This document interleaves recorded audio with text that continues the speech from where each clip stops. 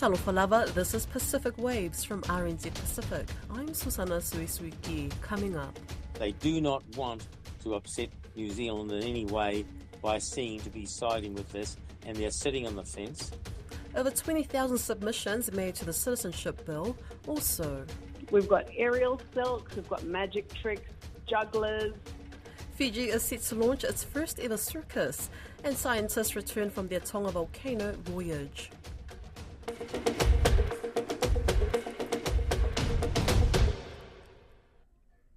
Public submissions on the Restoring Citizenship, Removed by Citizenship Act bill has now closed, with public hearings starting on Monday. In 1982, a Samoan woman living in New Zealand named Falema'i Lesa challenged her deportation by taking her case to the Privy Council in the UK. Lesa won her case, and the Privy Council ruled that all Western Samoans born between 1924 and 1948 were British subjects and were therefore New Zealand citizens. In response, the government at the time overturned this ruling. Today, Green Party MP Te Ano Toyono's bill aims to restore the right of citizenship. Former National Party MP Arthur Anai, who is lobbying for the bill, spoke to Caleb Fotheringham. I was in Samoa about 3 weeks ago with my team for 4 days, and it was unanimous. Everywhere we went, people were right behind us. Absolutely. Same thing happened in 2003 when I was there, and I had 2 big rallies there. Huge. So, they're anticipating that hopefully New Zealand understand the world has grown out of the racism things that used to happen. I was writing the other day. I can remember distinctly when I arrived as a child, as 51 as a 5-year-old, up to the 80s, racism was rife in the UK, in the USA, in South Africa. And over that period of time till now, it's changed. Who would have ever imagined today the key positions in the UK of Prime Minister, Mayor of London, all senior positions across the Great Britain held by the children of migrants? The time has changed. We've got to wake up to it, and it's happening with us here. But to do this with this bill, it has to change now. What about the Samoa government? Have you heard from them? Are they happy to support it? Because I understand that there is a little bit of concern around depopulation. I went to a meeting in Christchurch, and a lot of people there, they wanted this to the citizenship to extend to descendants as well, and I imagine there might be some concern around depopulation if that happens. No, that's what I get angry about, because there's total misunderstanding of what has been said, and I'm going to tell you now so you understand. So the Privy Council decision said those born between 24 and 49, the 1st of January 49, were in actual fact British subjects, because that was under British rule at the time and administered by New Zealand. So on the 1st of January 49, British subjects became automatically New Zealand citizens. And the Privy Council said that plus their heirs, and their heirs can only be up to the 1st of January 1962, when Samoa became an independent country. And so if you take those numbers today, our numbers work out that there's about 15,000 people who are actually directly affected, and those are those that were born before the 1st of January 62, and the youngest of them today is 62 years old. Everybody born after 1962 is a Samoan and not affected by this Privy Council decision, so there is no mass migration of that group, which is the group that actually runs Samoa today. So the Samoa government isn't concerned about mass migration when it comes to this bill? They are concerned because they haven't concerned. Their problem, I'll tell you directly, is they are being totally politically diplomatic about their actions. They do not want to upset New Zealand in any way by seeming to be siding with this, and they're sitting on the fence. And the previous Prime Minister did the same thing to me in 2003, saying this is a New Zealand domestic situation, and didn't give me the support. Funnily enough, today he has got his own submission supporting this. It sounds like New Zealand First. I read an article from Pacific Media Network. It sounds like they are going to support the bill the whole way, and to my account that means that it should pass the whole way through. You know, National, they were the only party that did not support the bill in the first reading. Are you quite disappointed by that? I was bitterly disappointed, but not surprised.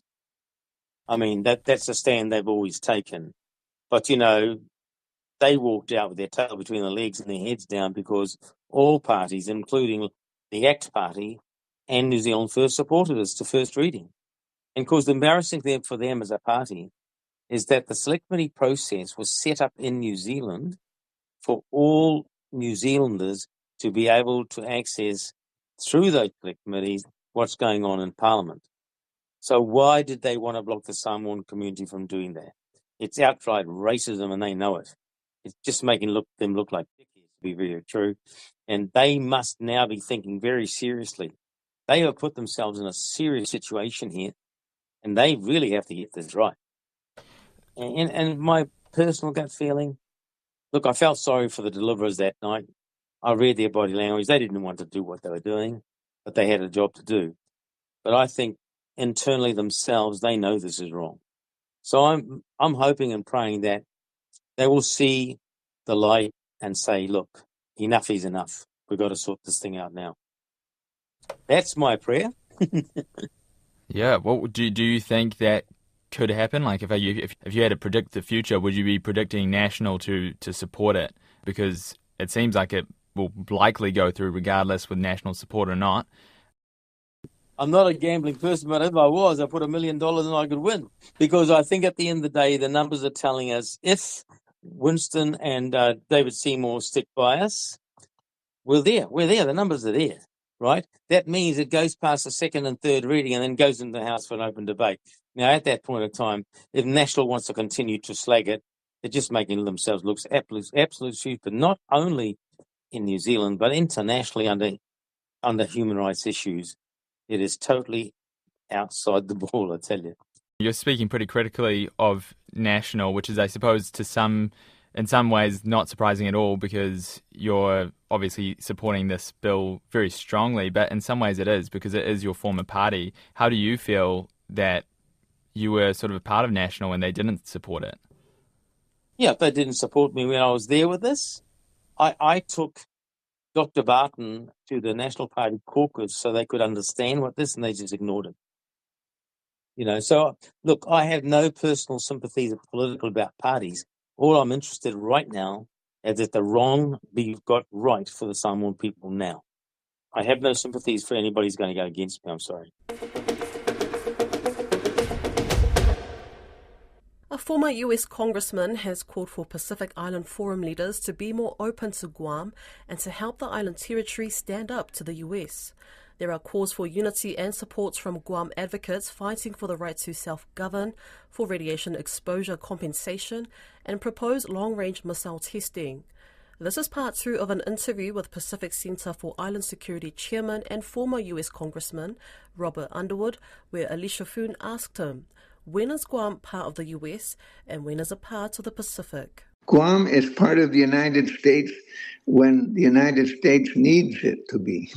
So for some purposes, for military purposes, there's a lot of conversation about we're defending the U.S. homeland. When you talk about political status, they say, no, you're not really a part of the United States. You're an unincorporated territory of the United States.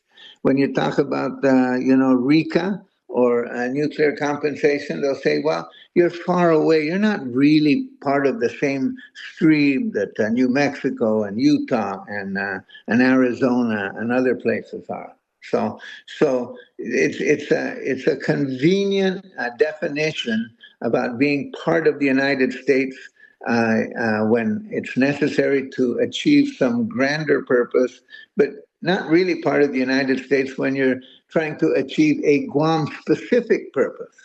So the Guam-specific purpose in this instance is RICA. The Guam-specific interest is political status change. The Guam-specific interest is some form of political equality. Well, all those things are not part of the conversation because you're not really part of the United States. But when it comes to defense issues and projecting American authority and strength in that part of the world? Well, we're doing it from the United States of America, better known as Guam, USA. You so hit it just right. When is Guam part of the United States and when isn't it? And that's the point. So, in Congress, we had representing Guam, a retired Marine Corps general, the first non-Caucasian general in the U.S. Marine Corps in history, Ben Blas. And Ben Blas used to say, "We are equal in war, but we're not equal in peace." How can Pacific leaders and the Pacific Islands Forum support the people of Guam? Moving forward, I have to say this, our Pacific Island neighbors, the independent Pacific Islands, have to be more open to Guam, more solicitous of listening to people from Guam. Because right now, even things like asking for associate membership in the Pacific Island Forum, which the U.S. sort of threw cold water on, and then after they were embarrassed by some different kind of movements, they finally said, okay, we support associate membership in PIF for Guam. But I'm not sure that the Pacific Island nations themselves, when they talk about the blue continent, when they talk about all these great initiatives that they have in mind for the island Pacific, do they really include a U.S. territory like Guam? Or are they giving us the same kind of treatment we get from the U.S. government, which is we're part of the United States, but we're an unincorporated part of the United States. We're part of the Pacific, the blue continent, but we're not really part of the decision making for the blue continent. That's a serious issue. So I hope that people's minds and hearts are open to that, because you have places like Guam, you have places like the Northern Marianas, you have places like American Samoa, and places, New Caledonia, French Polynesia. You have places that have a kind of a unclear relationship to their colonial power. And what is the island Pacific going to say about that? Fiji is the latest country to throw its hat in the ring to produce its very first circus show. With a full cast of Fijians, the show blends the spectacle of circus with the power of storytelling found in dance. This experience weaves comedy, theatre, dance, as well as thrilling circus acts to bring a unique and magical story to life. A story of the Fijian flying circus. Delphine Herbert spoke to Vol Dance Company Director Sachiko Soro about what the audience can expect to see. Yeah, so we're really, really, really excited. It's Fiji's first ever homegrown circus. And it's so crazy that we have all of these amazing Fijian artists that can do these incredible, stunts. We had 5 circus trainers that came over from Havana, Cuba. And they were 2 of them were coaches at the National Circus School in Havana in Cuba. So they've been training the Fijian dancers at the Vo Dance Company for over a year into these different specialized skills. And I'm just so proud of all the artists. They're really thrown themselves into all of their training and they've, fused it with some of their, cultural storytelling, and the outcome is just it's really, really beautiful. And I just can't wait to show it to our communities in Fiji. Yeah, and you just mentioned training for a year. That's pretty impressive. Obviously without giving too much away, are you able to tell us what sort of acts people can expect to see? Yes, we've got acrobats, we've got masteel, which are these really, really high poles that they work on. They've got ladies hanging from their hair. We've got aerial silks. We've got magic tricks, jugglers. Of course, in Fijian fashion, we've got some really funny clowning that happens, as well as some dancing. So, yeah, a lot to look forward to. Is there kind of a storyline behind the act, or is it just kind of, separate acts?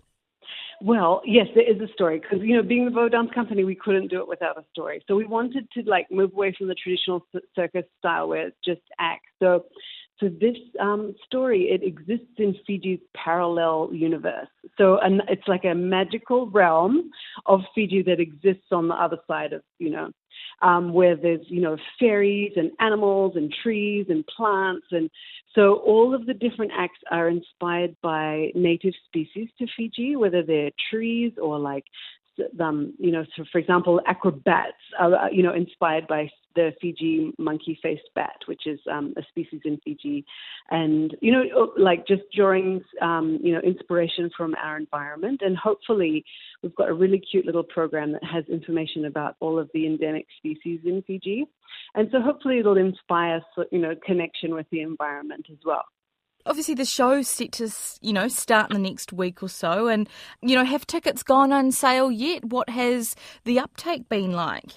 Yeah, well, I'm sure that when we put the really, really, really giant circus big top tent down near the Nandi bus stand, I'm sure it'll, garner some interest. And we are sponsored by Jack's retail shops, so you can also buy tickets in any of the Jack shops as well as online in Ticketmax. So, yeah, we're really hoping that the, Fijian community comes out to support this circus because those young Fijians have been working super, super hard for a long time and they're really excited to show it.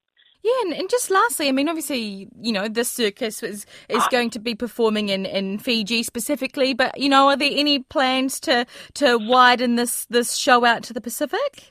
Yes, this show will go on tour next year around the Pacific. So we're planning to do a Pacific-wide tour starting in 2025.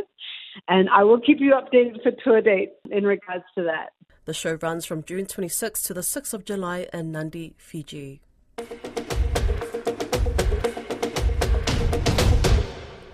Scientists who are studying the Tonga Hungaha by volcano eruption have just returned from their voyage.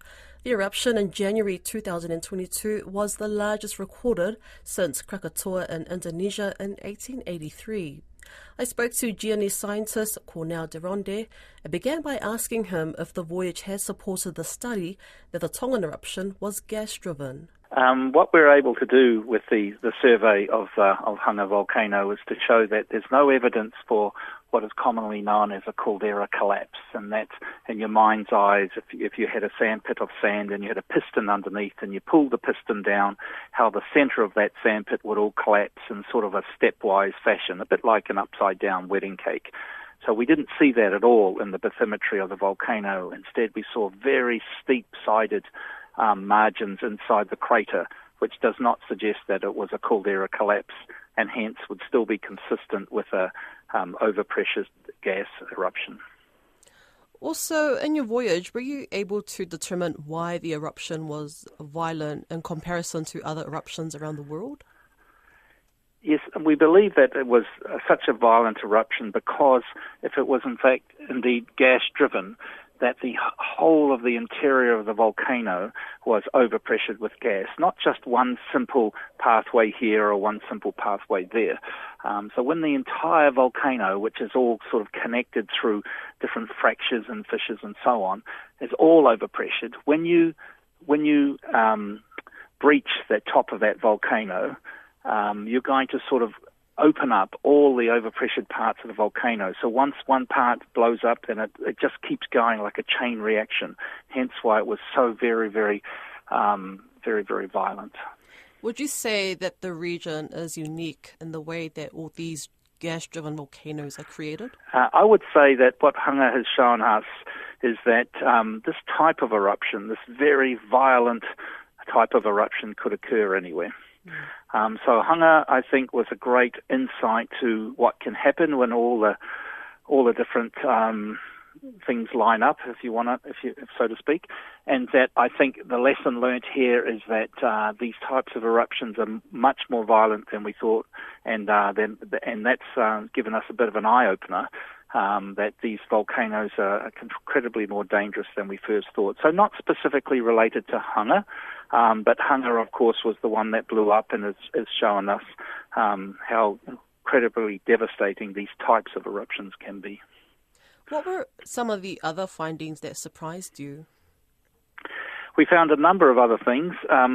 We looked at gravity and magnetics, and they were consistent with potentially there still being the magma chamber largely intact.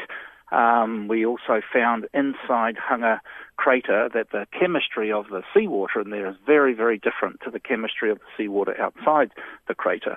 And this is the likes of which we've not really seen, having studied many of these volcanoes around the world. So the process is quite similar in terms of hydrothermal discharge inside the crater, but the concentration of what we see in there is way higher at Hunga than elsewhere. So potentially we've tapped, or we've unroofed, if you like, some of these brines, these very, very heavy brines that can form out of some of the magmas of these volcanoes, which normally we don't see because they can't get outside because they're so dense. But because in this case we ripped the whole top of the volcano off, and so maybe we're seeing for the first time some of these very metal-rich brines entering into the water. And what happens now with these findings, Cornell? I think what happens now is that we'll try and assimilate all the information that we have in some sort of general overview paper so we can get something out reasonably quickly. I'd like to acknowledge the people of the Kingdom of Tonga for allowing us to come to their sacred place and do this work, and we had a representative on board who was very helpful and I think quite insightful to what had happened prior to the eruption, and we're hoping that these results will feed back ultimately to emergency response people, particularly in Tonga, and so it might make them a little bit more resilient if something like this happen in the future. That's Pacific Waves for today. To listen back, head over to rnz.co.nz/Pacific. We're also on Spotify, Apple and iHeartRadio. From myself and the RNZ Pacific team, tō whā sui fua.